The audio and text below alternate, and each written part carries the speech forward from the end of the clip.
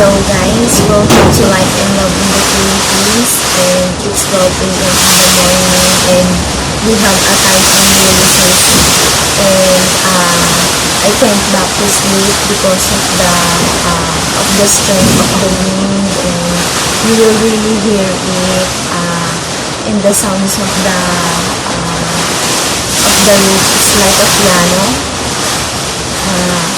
And I am really worried because maybe when I get we don't have any roof. That's why I can't sleep. Typhoon Ulysses is on Quezon province area, and the eye of it is closer here in NCR, Metro Manila. And we will see now how stronger the wind is. So I don't know what time I can back to sleep, and I hope everything will be okay, and everything is safe and there is no damage to anyone, to my neighbors. So I hope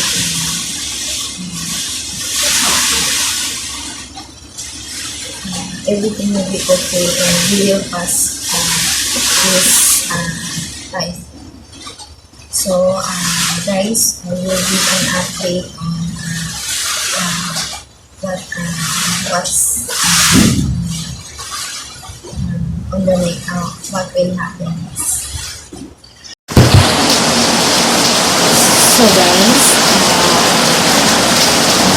right after the super heating, our electricity get lost because of the strength of the wind, and the rain is heavier right now, and I am using a candle to have supply.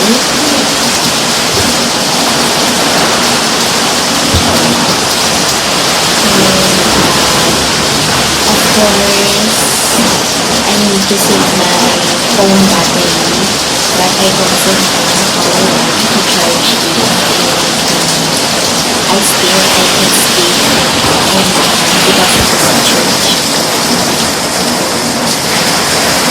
So guys, I am here on my room to check because I was not sleeping here, and I see that there is a water on my floor.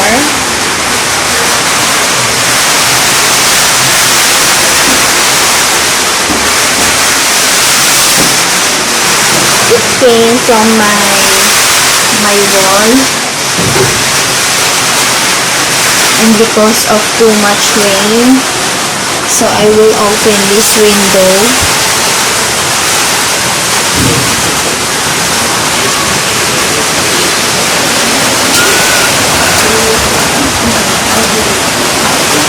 It's still raining guys, and windy, and there is a time that it is getting stronger.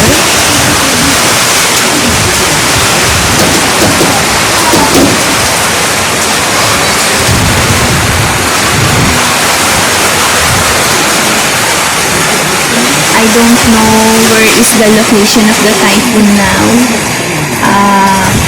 And some of the river are overflowing because of the rain, too much rain, and we already had 3 typhoon before Ulysses came. It's just a few days apart, and some of area are not yet recovering from the typhoon warning,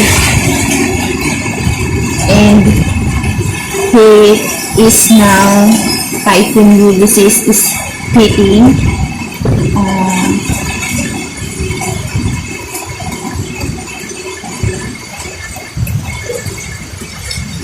Maybe I guess later maybe uh, there is a flood on the way of the streets because the water level is getting high because of the non-stop rain.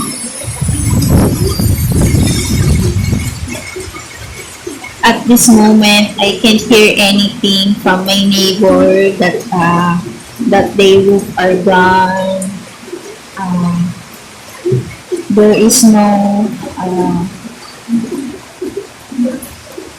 Uh, there is no issue like that.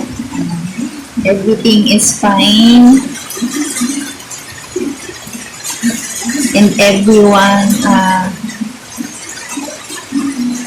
is inside the house to be more safe.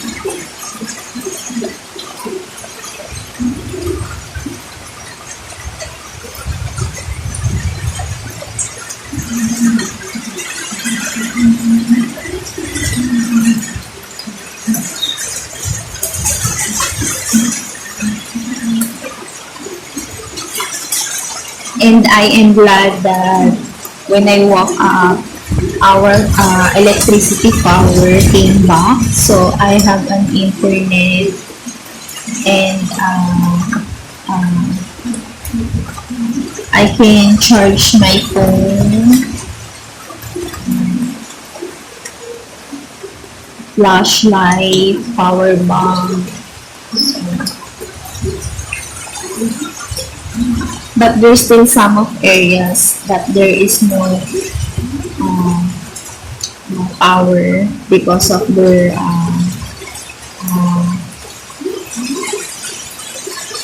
because of their electricity phone. It broke because of the wind.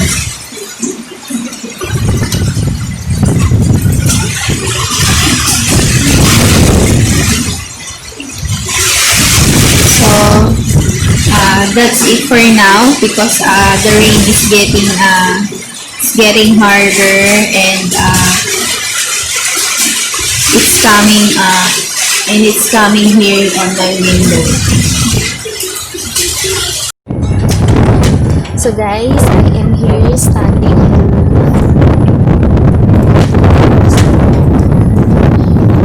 just to look around the situation here. But everything is fine, and the sky looks clear, and a little sun showing up, but there's still a little rain and wind blowing.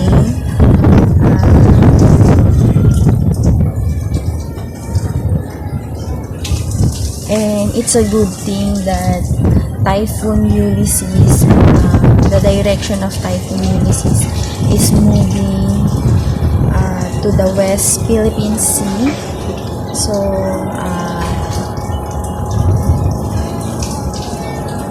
that's all I can share about